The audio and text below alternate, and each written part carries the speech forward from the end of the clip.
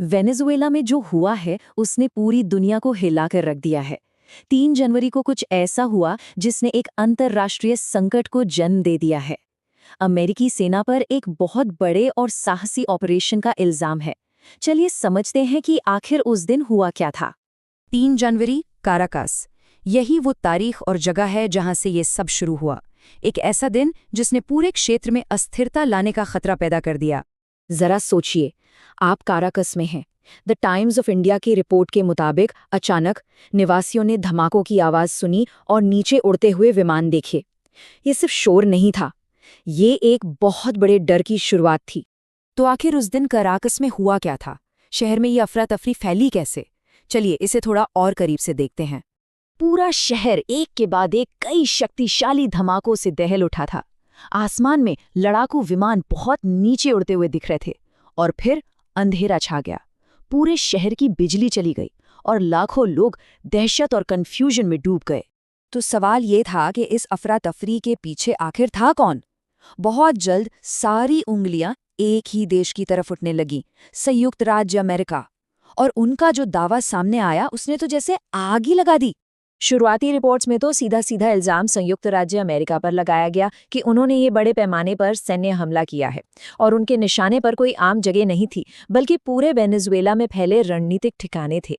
अब देखिए, official line ये थी कि ये सब एक एंटी नारकोटिक्स ऑपरेशन का हिस्सा था, मतलब ड्रग्स के खिलाफ एक बहुत बड़ी लड़ाई। पर क्या ये पूरी कहानी थी? बहुत से लोगों को इस पर शक था। और शक इसलिए था क्योंकि ड्रग्स की कहानी से हटकर एक और कहीं ज्यादा सनसनीखेज मकसद सामने आ रहा था। वेनेजुएला के राष्ट्रपति निकोलस मादुरो को पकड़ना। मतलब ये सिर्फ एक सैन्य हमला नहीं था, ये तो सीधे सीधे एक देश के नेता को हटाने की कोशिश थी। खबरें जंगल की आग की तरह फैलने लगीं। रॉयटर्स और दूसरे बड़े मीडिया आउटलेट्स के रिपोर्ट कर रहे थे कि मदुरो और उनकी पत्नी को पकड़ लिया गया है और उन्हें देश से बाहर भी ले जाया गया है। लेकिन एक बात याद रखनी होगी, उस शुरुआती अफरा तफरी में कुछ भी कंफर्म नहीं था। काराकस में हुए धमाकों की गूंज पूरी दुनिया में सुनाई दी। ये कोई लोकल घटना नहीं थी, ये एक ग्लोबल इवेंट बन चुका था जिसने डिप्लोमैटिक गलियारों से लेकर स्टॉक मार्केट तक हर जगह हलचल मचा दी थी। जाहिर है वेनेजुएला ने बहुत कड़ा जवाब दिया। उन्होंने इसे ठीक वैसा ही बताया जैसा वो महसूस कर रहे थे, उनकी संप्रभुता पर एक गंभीर सैन्य आक्रमण। तो उन्होंने फौरन 3 कदम उठाए। पहला, देश में नेशनल इमरजेंसी लगा दी गई। दूसरा, इस हमले की कड़ी निंदा की गई, दुनिया को यह बताया गया कि उनकी सीमाओं का उल्लंघन हुआ है। और तीसरा, अपने लोगों से देश की रक्षा के लिए तैयार रहने को कहा गया। दुनिया भर में भी रिएक्शंस बटे हुए थे। वेनेजुएला के सहयोगी देश जैसे ईरान और क्यूबा ने फौरन इन हमलों की निंदा की। वहीं पड़ोसी देश कोलंबिया जैसे देशों ने थोड़ा संभल कर बयान दिया और अंतर्राष्ट्रीय कानूनों का सम्मान करने की बात कही। और ये तनाव सिर्फ राजनीति तक ही सीमित नहीं रहा, ग्लोबल मार्केट्स ने तुरंत रिएक्ट किया।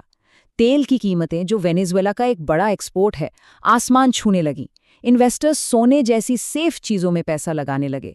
ये एक साफ संकेत था, जब वेनेजुएला में अस्थिरता होती है तो पूरी दुनिया की अर्थव्यवस्था उसे महसूस करती है। पर सवाल ये है कि ये सब अचानक कैसे हो गया? ये रातों रात नहीं हुआ।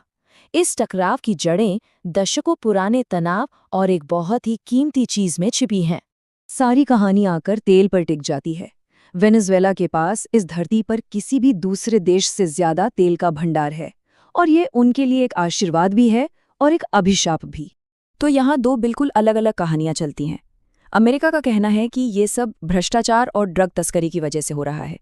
वहीं वेनेजुएला का दावा है कि असली मकसद तो सत्ता बदलना और उनके तेल के भंडार पर कब्जा करना है। सच्चाई शायद कहीं बीच में है, लेकिन यही वो 2 नजरिए हैं जो दशकों से टकरा रहे हैं। तो हमारे पास हमले हैं, दावे हैं और दशकों पुराना तनाव है। लेकिन जैसे जैसे ये कहानी आगे बढ़ रही है, जवाब मिलने के बजाय सवाल और बढ़ते जा रहे हैं। सबसे पहला और सबसे बड़ा सवाल, राष्ट्रपति मादुरो हैं कहाँ?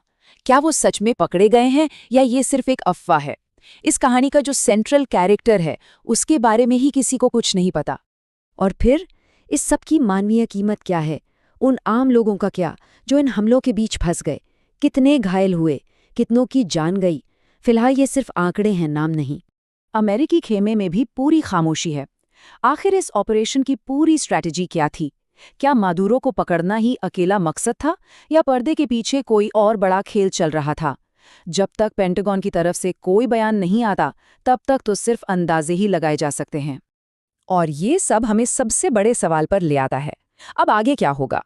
इस पूरी घटना का वेनेजुएला के भविष्य और पूरे लैटिन अमेरिका की स्थिरता के लिए क्या मतलब है? तो हम सब एक चौराहे पर खड़े हैं।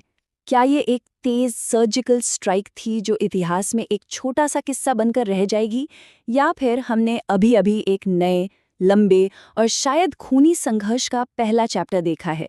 वेनेजुएला का भविष्य और शायद पूरे क्षेत्र का भविष्य अधर में लटका हुआ है।